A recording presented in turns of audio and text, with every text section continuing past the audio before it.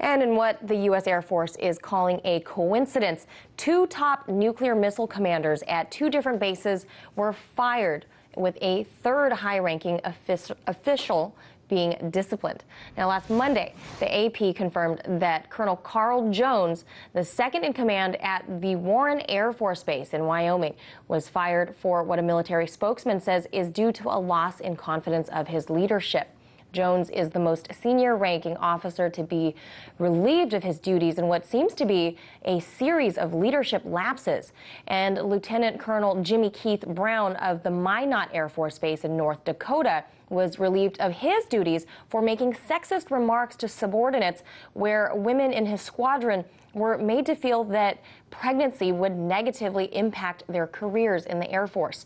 Now, to discuss these topics, I was joined earlier by Colin Clark, the editor at Breaking Defense. I first asked him if this string of firings of these high-ranking officials, if this was a common occurrence, or if this is an exception to the norm. No, this is an exception to the norm. Colonels are very rarely relieved of command. It should happen more often, I think, but it doesn't happen very often. And the one thing I think you can say about this, after the various scandals that have rocked the nuclear force over the last 5 years, is that they do seem to be cracking down and making sure that the people who run the most sensitive weapons we've got are actually competent and are doing their jobs well. Now, in recent years, we've seen, specifically pertaining to the people that work at these nuclear defense bases, a string of bad behavior, right, such as officers cheating on exams, drugs, I mean, ecstasy, party drugs, exam cheating. Major General Michael Carey, he was fired after misconduct overseas, and he was the commander. Right, in Moscow, coincidentally, and he was the commander of the entire ICBM force.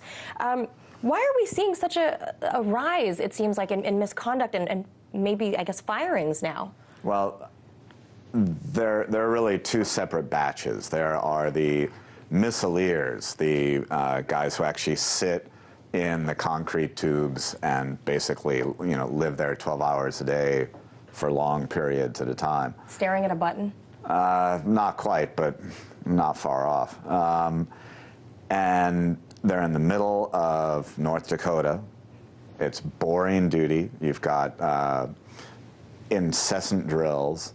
And traditionally, in the last 15 years in the Air Force, missileers have not risen up to command positions. So you don't have the likelihood, I'm putting all this on the line for my country. I'm doing this crucial but boring duty, and I will be rewarded for it. So do you feel like it's maybe that these men and women feel, these young men and women, I should add, the missileers, that perhaps they feel stifled in their careers, or is it monotony? And neglected. I mean, and the Air Force has talked a lot about the importance of the nuclear mission, but the really concrete basic things like promotions, pay, I mean, pay has improved now.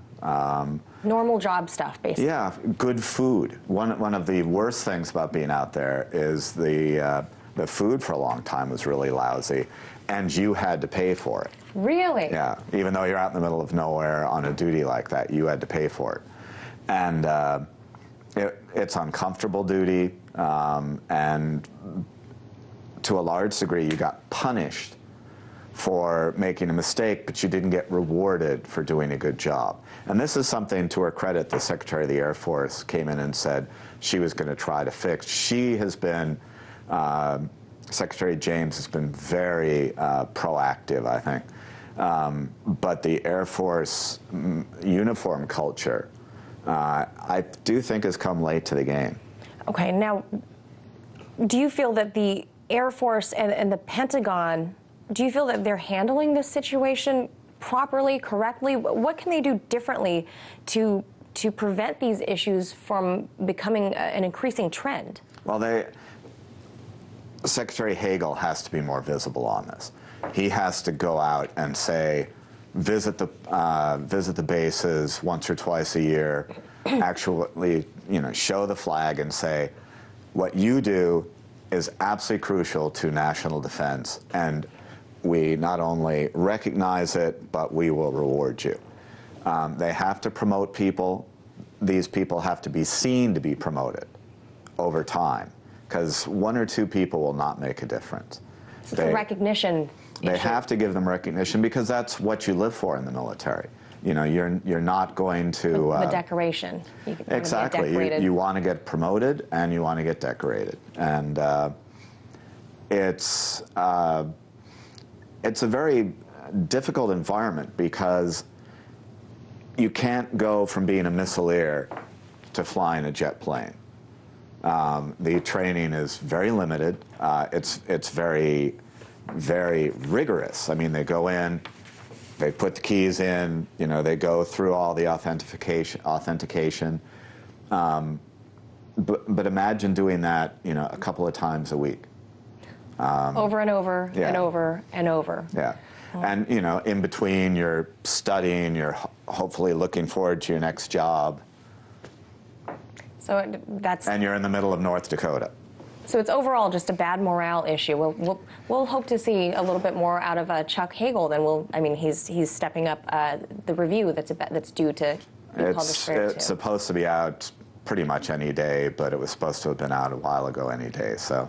All right. Well, soon. hopefully we get to hear back from you regarding Chuck Hagel's review there, the independent review. That was Colin Clark, the editor of BreakingDefense.com.